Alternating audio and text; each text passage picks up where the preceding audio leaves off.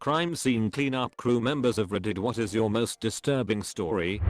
I'm not a professional cleaner, but I have cleaned a murder scene before unfortunately. My best friend was to beat to death with a baseball bat in his home. It's apparently pretty expensive to have these people come out and clean, and his parents didn't have it. Trying to do what we could to help out, a few of his friends got together to clean it. I don't have anything crazier to say that I haven't already about the scene.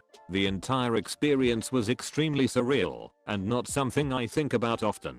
I'd say the craziest thing would have to be the weird places we'd find a speck of blood with seemingly no logical way for it to have gotten there. Logic, of course, had left that room before we got there. My dad used to clean up crime and trauma scenes about 10 years ago and said he had to clean up a suicide one time where he found bits of brain on top of a ceiling fan. He thought that was the worst of it until they moved a TV stand and found a nose behind it. Police detective here. In a rural area, a guy had passed away in his yard. In July. It was 8 days before someone found him. He was partially liquefied. There were flies everywhere and the stench was quite nasty. The knowing where this fly were before they landed on your face did not help. Had to shovel him in the bag with gas masks. FYI, liquid people are quite toxic. I'm not a crime scene cleanup crew, but I did have to clean up my father's brains and blood from the room he killed himself in. The people basically just didn't do a thorough job. There were red streaks down the hallway walls from the blood-soaked bed being taken out, and it's like they didn't have a ladder, because the walls of the room were clean until nearly the roof, then you could see splatters. I found a piece of rotted, I'm pretty sure, brain stuck to the top of the curtain rails. There was also a smell we believe was from the blood soaking into the wooden floors, so we had to have those floors replaced. A friend of mine is a cop. He just told me of a guy they found dead in his kitchen. The stove and heater were on, and he was naked. They assumed he was just cooking while naked. You know how we all do from time to time. He was dead for at least 3 days. When they lifted him up to turn him around, his penis had sort of melted to the kitchen floor. As they pulled him upwards, the dangling participle stretched off the floor like a rubber band and released, slingshotting back to the body. It sounded absolutely disgusting as he described it. Does doing one on accident count? I used to do auto detailing in college for a car dealership. I was scrubbing the floor of a car, and no matter what I did, the water kept having a red tint to it. So I pulled the seats and found about an inch of dried crusted blood and what I can only guess was brain matter / skull fragments. Turns out it was a suicide car that the dealership bought at auction. It had been detailed before being sold, but they never pulled the seats. We called the cops to confirm it was all logged and shipped the car back to auction. The dealership lost their ass on it, but wanted it as far away from their lot as possible. I've posted this before, but I feel it's relevant here. I'm a police officer and have been on a good number of death scenes. One that sticks out in particular was a suspicious death on the top floor maintenance stairwell of a 5-story apartment building. I arrived and could smell the body from the bottom floor in the lobby. How it took this long for anyone to call in a building filled with 100 people is beyond me. I got in the elevator and began to go up, the smell getting worse with each floor. My corporal was with me and he started to look a bit sick. The door to the 5th floor opened and I was hit with a smell I will never forget. The poor man was laying face down on the top floor landing, just inside the doorway to the stairwell. He had been there for about 2 weeks in the middle of July in the southeastern United States. The top floor was not air conditioned as it was storage and maintenance, so it was around 100 degrees inside. The man was bloated, leaking his juices everywhere, and his skin was a necrotic black color. The juices were leaking down the stairs, dripping onto the landings of the 4th and 3rd floor. Now, this was classified as a suspicious death, so a detective had to come out to see if we could rule out homicide, just to be sure. As my corporal was currently heaving out an open window, I had the privilege of assisting the detective with rolling this bloated corpse over to inspect it for wounds. I took hold of his arm and rolled, and I felt the arm begin to separate from the body as more death juices spilled from his torso. Luckily, no obvious wounds. When body removal came, even they were gagging. Again, I got to assist with moving the corpse onto the gurney. We put on full body Tyvek suits and masks to move him in case he burst. Luckily, he just leaked, but did not split down the middle. 0 out of 10. Do not recommend.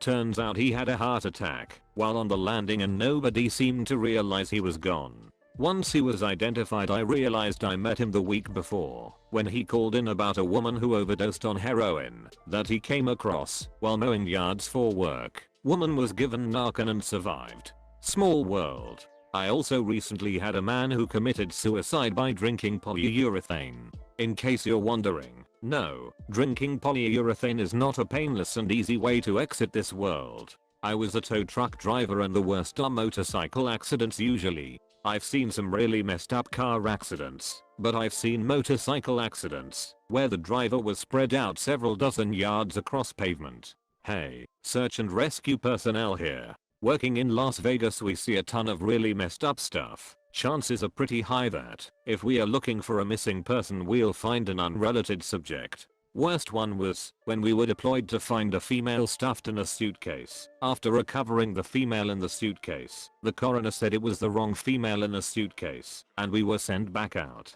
to find the right one. I guess I should clarify, though we aren't a cleanup crew, we are often tasked with body recovery. The coroner's office does the packaging and led us the investigation. We then solemnly carry them out. Everyone needs to come home eventually. There's someone out there who cares for them. My aunt died a few months ago in mid to late October. She wasn't found until Veterans Day on November 11th.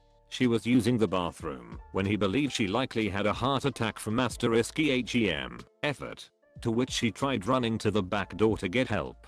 Along the way, relieving herself on the floor, she fell short about 15 feet from the door and dragged herself another 10. She lied there for 18-ish days before a neighbor called for a wellness check. My dad, who is a cop, and I got up there before they finished cleaning up everything. At this point she had decomposed just enough to become a part of the carpet. However, the scaring part was not the body in late stage decomposition, not my dad's or my first time, but the remnants of her face which we could not scrub from the carpet. I had read from a previous post that a medical team witnessed a person wrapped in cloth with an electrode in his butt and the other electrode connected to a generator/battery. The person was charred inside and his but had melted and there was shit oozing out. I feel nauseous while typing this. The person was having some kind of kink play, but I guess the partner wanted him dead. Police officer here attended a scene where a guy went to his ex's house, walked in, and murdered her as well as her mother and teenage son. It was clear from the scene that he had gone in with a rifle and shot the three, but that the son had attempted to crawl to a phone in the kitchen. He then went out to his car and grabbed his shotgun and pumped a slug through each of their heads before putting one inside his own head. The son was in high school and was well on his way to college football. His girlfriend was scheduled to also be at the house, but had last-minute issues with a family illness. I worked in CSI in Mexico. Once we went to a safe house where the police found 14 people who were tortured and executed. You could smell the iron from the entrance. Upon entering, there were two women with broomsticks taped to the anus and the vagina. In the upstairs bathroom they found a woman tied to the toilet, died of dehydration, had urinated and defecated on her 4 days. It was evident that they also raped her and beat her before turning her into a toilet. One of the rooms had 5 shackles on the wall, and in the center a metal bucket with water. The 5 people died of hunger and from beatings. The sickest was in the backyard. In a warehouse without windows there were several bodies that had their faces and hands removed. It was like watching a horror movie, but that's the narco in these places. Excuse my bad English. I'm not a crew member, but I got a story. A few years back I couldn't get a hold of my brother, so my stepmom and I drove out to make sure he was okay. He lived 2 hours from me, and we haven't heard from him in 2 weeks. Not uncommon for him. He did do a lot of drugs, and was a very solitaire guy. I crawled in a window and I didn't smell anything nasty, just smelled like a musty old house. Anyways, got the door open, and we found him in his room. He was definitely a few weeks into decaying. He was very bloated, and there was blood all over the room. I didn't initially see maggots, but from the report there was a ton in him, that they mistook the bullet in his head for maggots on this ray.